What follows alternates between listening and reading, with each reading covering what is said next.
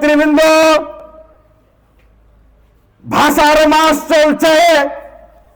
যে বাংলা ভাষা পাওয়ার জন্য আমাদের বাংলাদেশের নাগরিকরা নিজেদের জীবন উৎসর্গ করেছিল, আজকে ভাষার মাসে এই মুনাফিক ডক্টর শফিকুর রহমানের নারীদেরকে নিয়ে যে অসম্মানমূলক বক্তব্য, কি ভাষাতে কথা বলবো আমরা খুঁজে পাই না।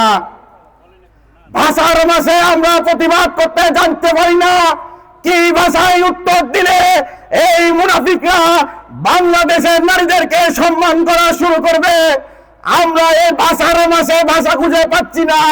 কি করলে এই জামাতের ভণ্ডরা ক্ষমতার লোভে যারা অন্ধ হয়ে গেছে, যারা বাংলাদেশের মানুষদেরকে অন্যায় জুলুমে নিজেদেরকে নিয়োজিত রাখছে, যারা অনলাইনে প্ল্যাটফর্মে শিবিরে সন্ত্রাসীদেরকে লেলিয়ে দিয়ে আমাদের নারী বোনদেরকে হেনস্থা করে যাচ্ছে, এর কোনো সমাধান আসছে না।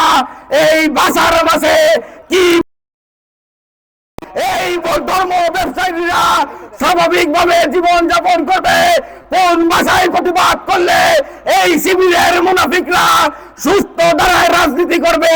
সেই ভাষা আমাদেরকে এখন খুঁজতে হবে।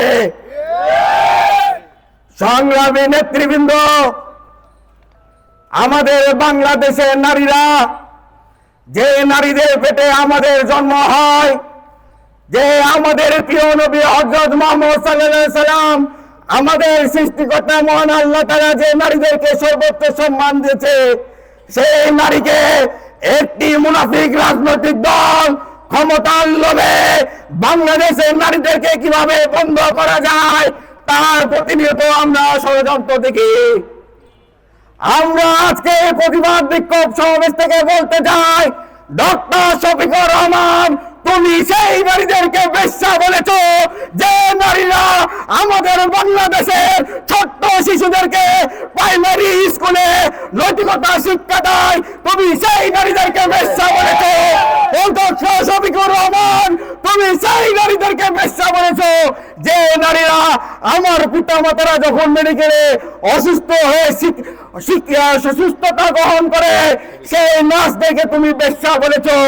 তুমি সেই নারীদেরকে বেশ্যা বলেছো যে নারীদের হাতের ঘামে শ্রমে বাংলাদেশের অর্থনৈতিক মেরুদণ্ড টিকে রয়েছে, সেই লক্ষ লক্ষ শ্রমিক নারী কর্মীদেরকে তুমি বেশ্যা বলেছো।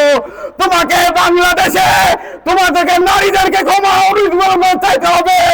বাংলাদেশের নারীদের প্রতি তুমি ক্ষমা না নিয়ে তুমি বাংলাদেশে সুষ্ঠু রাজনীতি করার আর কোনো অধিকার তোমার থাকে না।